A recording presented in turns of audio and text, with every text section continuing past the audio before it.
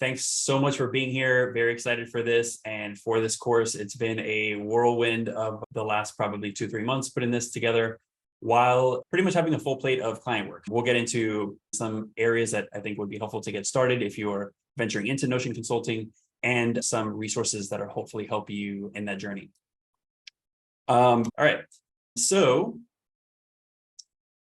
jumping in here, a couple of things that we're going to get into, some context as to why Notion consulting might be a good route for us. Notion's roadmap. This is just kind of from an external perspective, some things that we've noticed as consultants that could be helpful.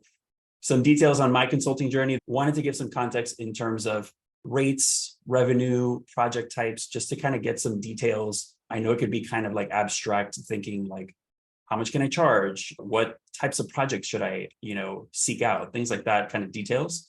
Essentials to kind of get started, and also some information about the bootcamp. If you are not aware yet, we're launching October 16th. So there's, I think, like one more week of enrollment there. So that's going to be live over a 2-week period. So from October 16th to the 27th, along with office hours. And there's kind of some self-paced resources that are going to be included as well. If we don't know each other, I'm Dave DeCespedes. I'm based in Miami. I've been consulting as a Notion certified consultant for about 2 years now. And let's see, I came from education. So taught for about 8 years in computer science and design, and actually studied and worked in architecture before that. So kind of been all over the place. One thing I like about the Notion community is that everybody's kind of coming from all over. So, it's always fun to connect with new people. And we've got some bootcamp attendees here too, which is awesome. Great to see.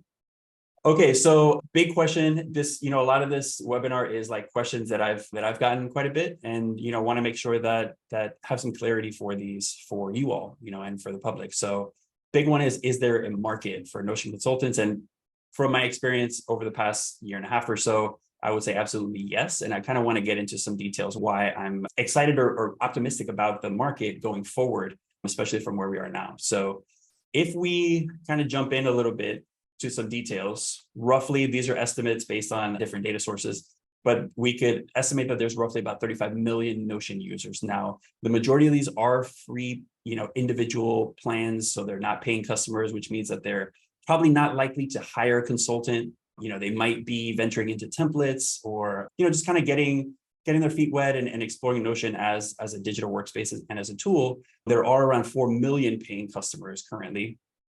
And there's only, as of now, 67 consultants, which is remarkably low. And we'll look at other tools as a reference. One thing that we might not realize is that quite a few of the certified consultants in the directory are either kind of fully booked or are not actively consulting. They might be creating courses. They might be content creators. They might be kind of working in adjacent spaces, but not quite consulting full time. So this number of active consultants is actually lower. And it's significantly low when you compare it to roughly 4 million paying customers. We could estimate on the low end hundreds of thousands of companies that are using Notion and trying to build their workspace and build their workflows as they're kind of running their companies, which could be a heavy lift for business leaders, juggling all these things at the same time. I want to bring in an alternative just to compare these numbers to a bigger tool, an older tool, and a different kind of use case, but it'd still be helpful. So Salesforce, for example, there's roughly about 150,000 companies globally using Salesforce. In the US specifically, there's roughly about 88,000 if we kind of do the math on the number of companies based in the US. For Salesforce, there's roughly 6,200 consultants. So there's a lot higher ratio. This is roughly 1 in 14 or 1 consultant for every 14 companies using Salesforce.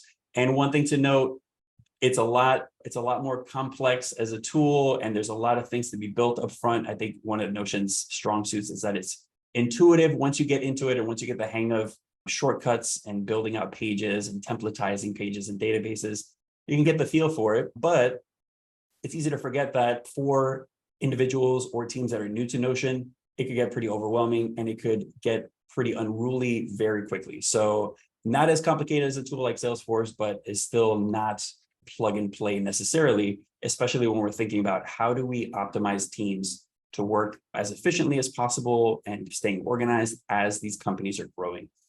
So for me, this was kind of a big reason for getting into Notion consulting from teaching, the idea of working from home, of deciding more proactively what hours am I working with a toddler and a 1-year-old. And I wanted to make sure I did my research also to make sure that this was something I wanted to invest time in and give it roughly about 6 months while I was teaching to make sure that there was enough demand and I was fully confident to go into consulting and take that leap, because it could be an experience that's full of anxiety. It could be stressful. Being a consultant, there's ups and downs in terms of leads and in terms of demand. So that's always something to consider. So a couple notes in terms of where Notion's going based on the last year or so of updates in terms of features and what they've been prioritizing. Just to get a sense in the chat, quick yes or no if you're currently a Notion ambassador. So yes or no on that one. If you're not a Notion ambassador, I would 100% recommend going through the process. It's pretty simple. Just need to show that you're active, like talking about Notion in social media or anywhere. But just as an aside, a couple benefits from being a Notion ambassador are you get invited to a shared Slack channel where people from the Notion product team, from the Notion engineering team are active in there as well, in addition to kind of support employees at Notion. And you also get a heads up on new features and new updates that are in the pipeline. They're constantly asking for feedback and beta testing new features. So this is a really great opportunity to be involved in that Notion community. A lot of my friends now I met from the Notion community, and some I have check-ins with weekly, and it's a very kind of open community where we just kind of self-organize. So that's always fun. But that's just an aside. Definitely go through the ambassador program. And if you need help finding it, I'll see if I can send that link in a next email. Okay, so in general, Notion's been really prioritizing enterprise customers. This is, these are 100+ person teams that need more security, need more granularity in terms of workspace analytics. And also from a strategy standpoint, even though I'm not a Notion employee, that's where the biggest revenue is. If we're thinking about per user revenue for Notion, that's a big market compared to the personal plan or the plus plan. So a lot of the marketing materials have been targeting enterprise customers. I'd say more leads from my end have been larger companies, and big benefit there is higher budgets and more openness to think through workspaces in longer timelines, which I think can go a long way so that we're not just building and shipping workspaces, but really working with clients to make sure that they're working as effectively as possible. Also, prioritizing productivity and analytics, having an idea of where is there the most traffic within an enterprise Notion workspace, things like that are relatively new, I think within the past year or so, or year and a half. And these were really features that didn't exist before that. So definitely targeting enterprise customers to better compete with alternatives like Jira or Asana or Trello, and really pitching the consolidated workspace, not having to jump to 10 different tools pitch for enterprise customers. So that's also a big positive for consultants, because I think that gives us a more opportunity to work with bigger companies and larger scale projects. Startups that started using it are starting to, grow up and get bigger and turn into larger organizations. So when we couple that with the move to either hybrid work or remote work, this is, a community that's struggling and is a challenge to think through how do we create a workspace that is intuitive and that we can manage in kind of with as little energy as possible. And then this is not statistical data, but just kind of from the scenarios where I'm on discovery calls or conducting audits for existing workspaces. I'd say probably 9 out of 10 are kind of complete disasters. And it's not necessarily that they don't look great or that they don't function, but there's really no norms or expectations often with companies in terms of how we want teams or how we expect teams to work in Notion. So what ends up happening is somebody's familiar with Notion, they get a workspace up and running, different departments start creating their own dashboards, and then we get the same situation as like a Dropbox or Google Drive, where we just have a bunch of stuff everywhere and we don't quite know where to go. So that's also an anecdotal piece of data for me that's like, okay, there's value in bringing in somebody externally to review what's existing in the workspace and what the best approach is to fix it. Okay, some details in my journey. So kind of, this is something I've been working with an analyst who I hired a couple months ago, just to kind of help with like analytics and data, and then also some marketing work. But wanted to go through over the past, since the start of 2022, in terms of how many proposals were in, how many were won, and then what types of projects kind of signed on as clients. So 118 proposals from January 2022 to today. And out of those, 39 were completed or active. So these were clients that signed on from there. And just kind of doing research, it seems like 30 to 35% win rate is a healthy place to be as a consultant or as a kind of independent contractor. So trying to move the needle up to like hopefully 40% or so going into 2024. And then I wanted to also sort by what are the project types. For example, when I first started, I was kind of creating content around personal productivity and, creating dashboards and templates. So that led to more kind of one-on-one coaching training type projects. Whereas getting into 2023, one of my big goals was moving toward working with larger companies that were more complex, had more moving parts, and were also longer term, like multi-month projects. So definitely even that, the most common project was a workspace build. This is if a team has pages in Notion, but don't quite have kind of full workspace and need somebody to build it, or teams that are migrating to Notion. So they've identified that this is the way to go for the company and want to kind of build it from scratch.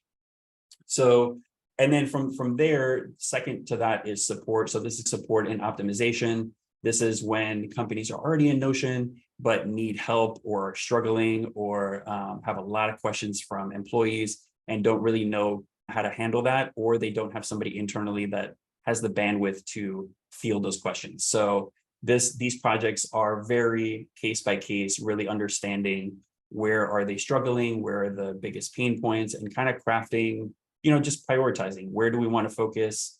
Do we want to rebuild any areas of the workspace? Do we need to focus on training? So those are always different, like the DNA of those are always very different. And then coaching, honestly, haven't done a lot of coaching this year. I'd say most of this was the end of last year.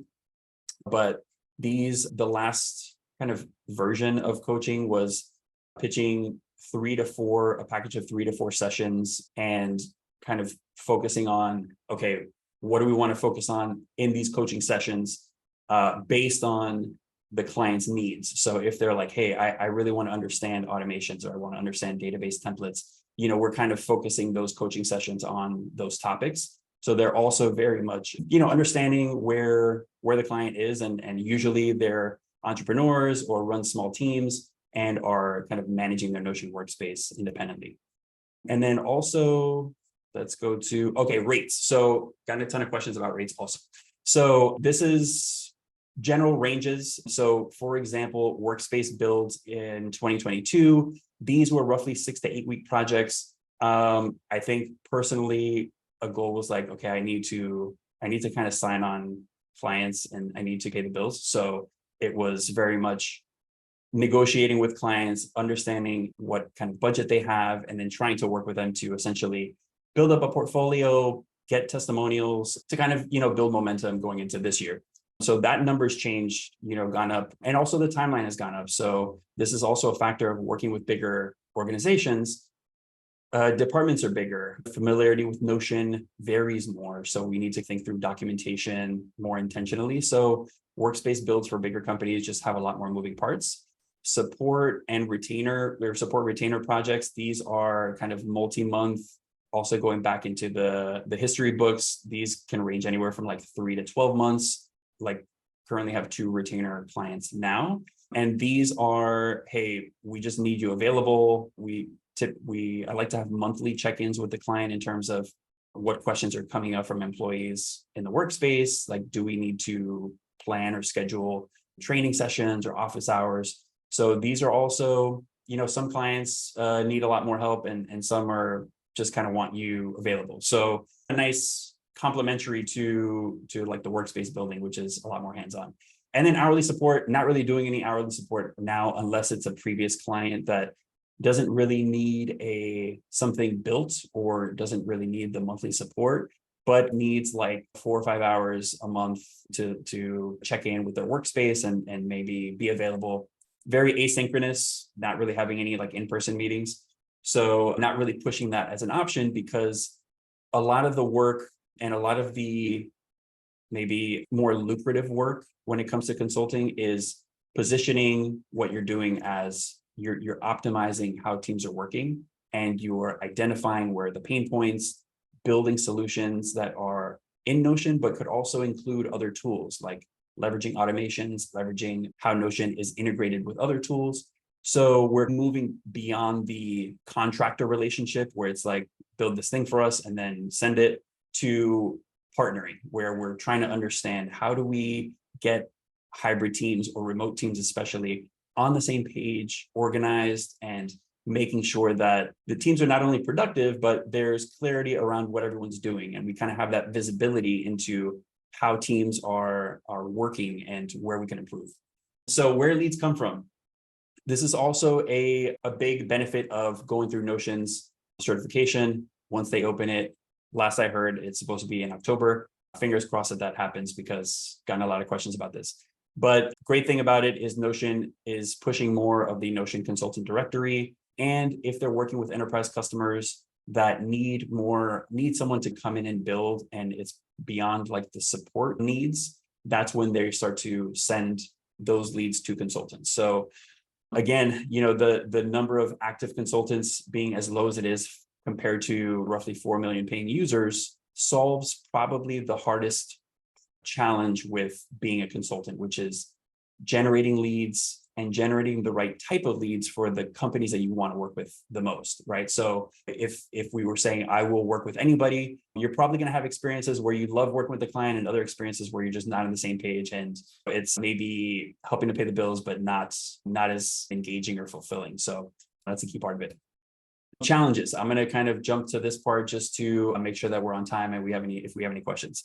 So a few challenges in Notion consulting in general. Number one, it's still a relatively new space. So a lot of companies that are using Notion didn't realize that Notion consultants were a thing until they maybe stumbled upon the Notion directory, or somebody from Notion suggested, hey, you might want to hire a consultant.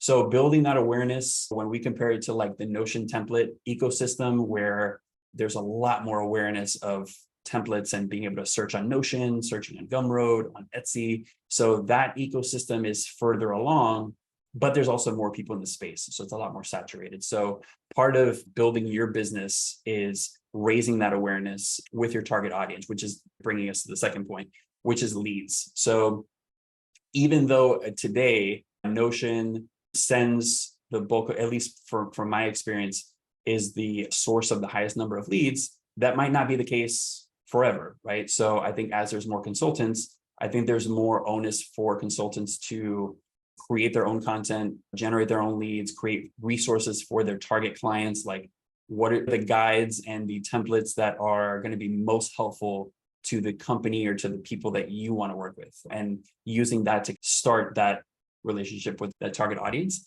And then also education, specifically in terms of how you're structuring projects. So there's a lot of variety even now with the existing Notion consulting community in terms of how they structure projects. Some are strictly hourly, some are just flat rate per month, some are in 2-week sprints. So clarifying that in proposals, this is something that we're covering in the bootcamp, is not only saying the right things in the proposal, but making sure that it's clear what the expectations are, both for you and for the client, and what you're delivering versus what you expect the client to do and to manage long term. So that's a unique thing to Notion consulting. Whereas if we're in graphic design or UX, UI, like there's maybe more norms around how projects are structured. So details on requirements for certification. Again, this is with a little asterisk, because this is being tweaked in real time from the Notion team.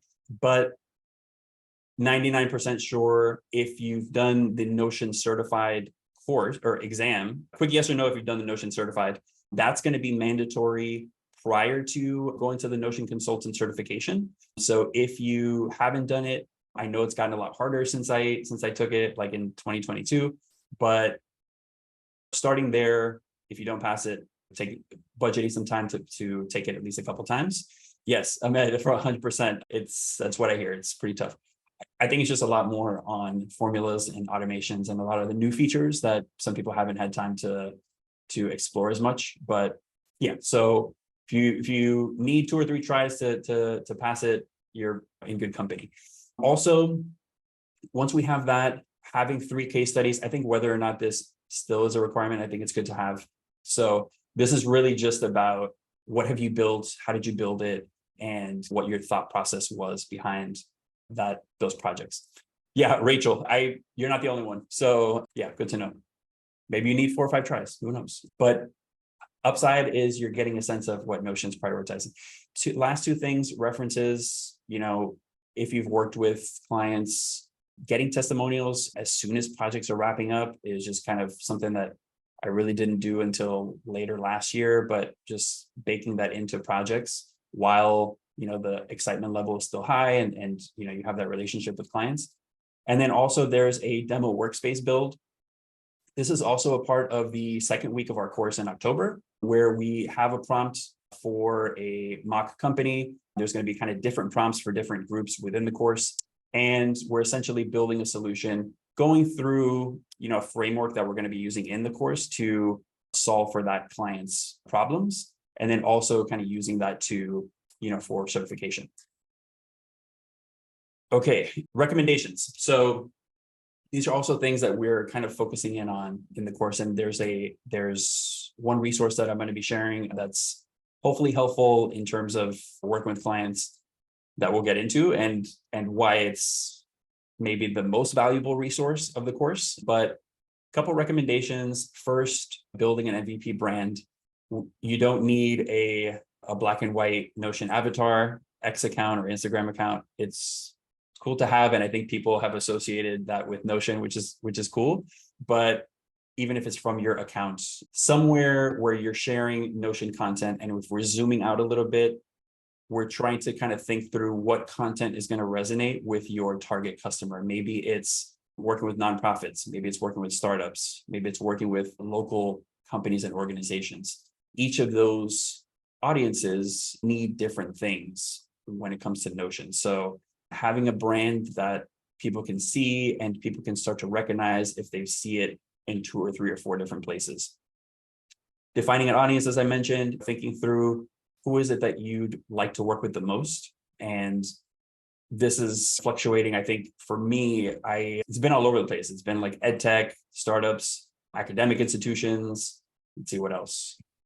And then some very different industries. So for me, I like that variety where you're just learning about how different companies function. I'd say in terms of content, it's either kind of personal productivity, which I'm more passionate about, but less thinking through how is this going to generate leads, and those high growth startups that have raised money, that are growing rapidly, maybe not growing as much now with the economy, but kind of have expanded and haven't quite built out their systems that they need to keep everyone organized. So things fall through the cracks. New hires are not sure where to go for certain information. So there's kind of areas there that are not great, especially for new hires. And I think in terms of retention, having, organized workspaces where they could get a sense of, what the day-to-day work looks like is super important.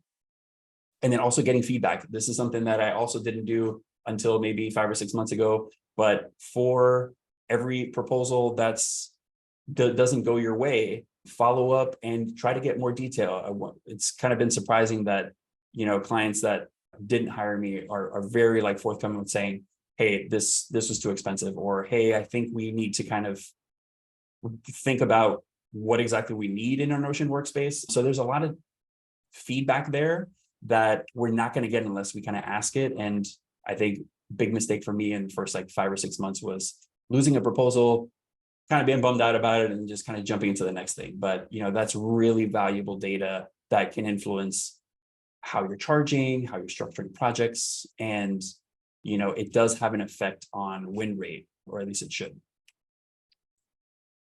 All right, so, and then the last thing, to point out is systems are super important, just to not go crazy. And, I think as a consultant, as a solo entrepreneur, you're juggling a lot of different things at once. And so systems help just manage, okay, whether it's like blocking time, whether it's just really getting detailed about your schedule and your calendar.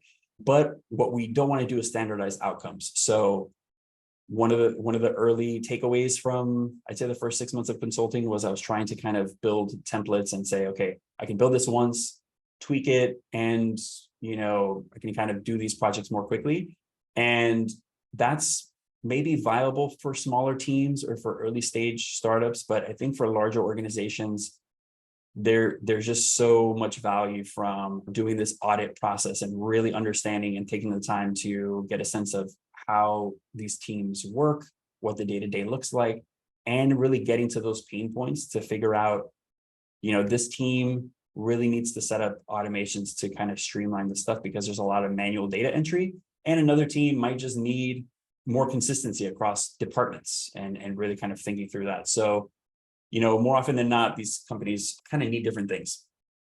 Okay, so one thing I wanted to add was, this is something that we're getting in the course, but wanted to share with you all so that we have something to use. But this is a very, very detailed, let me see if I can kind of pull it up. I'll pull it up at the very end so we can kind of get to that point.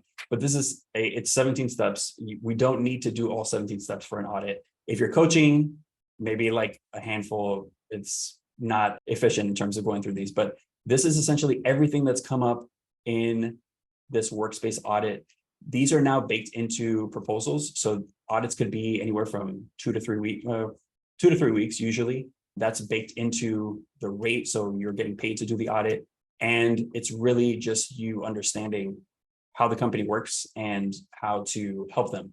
So this is kind of expanded over time, and you might find that like some parts don't apply to what you're trying to do, but I'll drop the link to this in the chat so that you can kind of download it and hopefully use it. And, I think this is really also helpful for the clients to kind of really externalize how their company works. What's the mission of the company? Where are their pain points? What tools are they using that maybe they need to use or shouldn't use? So there's a lot of details there. And this also kind of goes back to that idea of, we're moving from a contractor that's delivering a workspace to a partner that's really streamlining how an organization works, right? So, the more we kind of think about it in that light, it changes the dynamics of the projects, and usually they're longer term, engagements, which is good, kind of a win-win. Okay, I wanted to share quick notes about the bootcamp and then drop the link to the audit template that you can grab for free. And it's only for the live group. So kudos to you if you're grabbing it. So what we're doing in the course, there's 5 key focus areas. 1, making sure that we have an MVP brand. This isn't a branding course. This is kind of like, what is the minimum viable brand that you need to get in front of your right clients, build that trust, and hopefully lead to winning proposals. Finding your niche.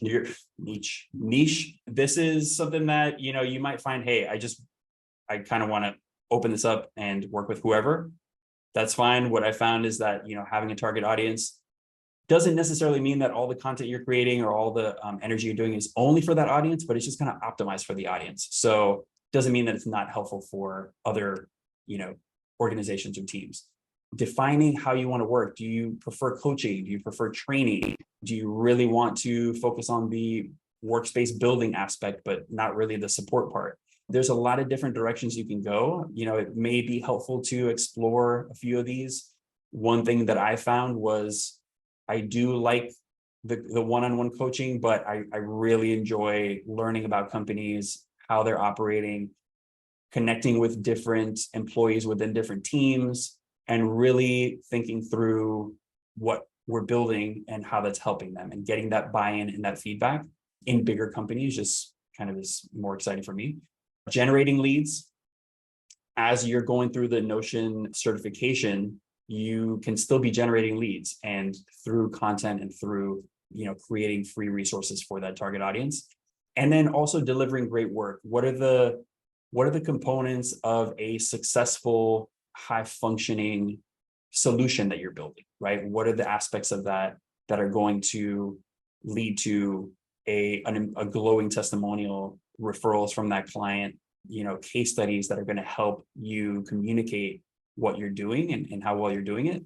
So, and we're doing this through a series of live sessions. There's 6 in total. There's self-paced resources in between sessions so that we can kind of really focus the live work on, we're breaking out into groups, doing exercises, kind of talking through some of these higher level topics. But, so those self-paced resources are really kind of the nitty-gritty stuff, like, how companies can best utilize Notion AI, for example, or a guide to getting started with automations, things like that, that you could kind of leverage in your consulting, but are not ideal for kind of like that live experience. And then there's also 2 office hour sessions. These are pretty wide open in terms of if we've got questions about things that we're covering in the live sessions or just questions about consulting in general. This is just kind of a space to meet virtually, to kind of go through these questions. And if you've got that question, odds are that your course mates or other fellow consultants or aspiring consultants have the same question. So this is also helpful to the community to get a sense of, how do we best support, building a thriving consultancy. And a couple quotes from people that are joining. I'm always like curious what's like the motivating factors for jumping into consulting. And, for a lot of us, could feel like a stressful, scary experience because you're essentially going off on your own. For me, it took roughly 6 months of teaching full-time and starting to work with clients to, finally decide, okay, there's enough demand. I'm going to jump into a full-time, and, it's worked out pretty well so far. The course. So one, big asterisk for this founding cohort, this pricing is only for this cohort in October. And just as a kind of behind the scenes, the goal for me personally is to relaunch this as have a self-paced version of the course, taking the feedback of this founding group, identifying like what questions are coming up and maybe if there's any gaps that we didn't fill in the live course, launching that self-paced course in January. And then the next live cohort is going to be roughly $1,000 for the 2-week live experience or virtual live experience.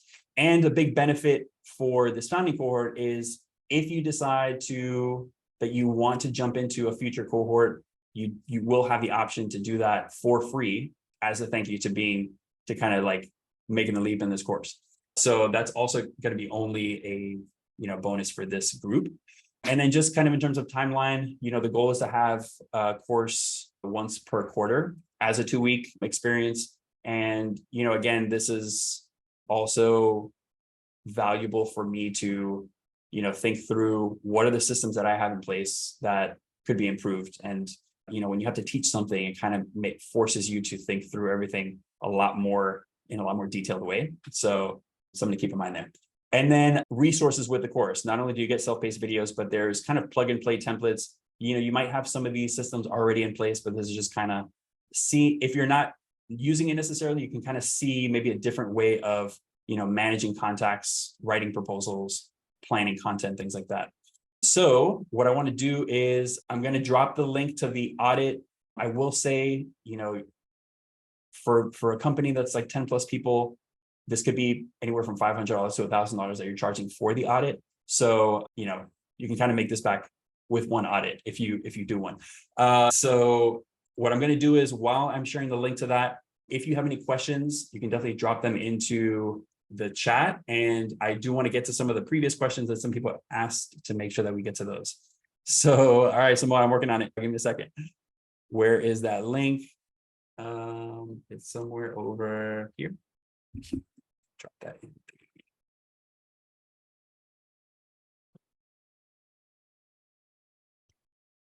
All right, cool. So if you drop in, I think it asks for the name and email, and it should kind of send you an automated email to grab the audit.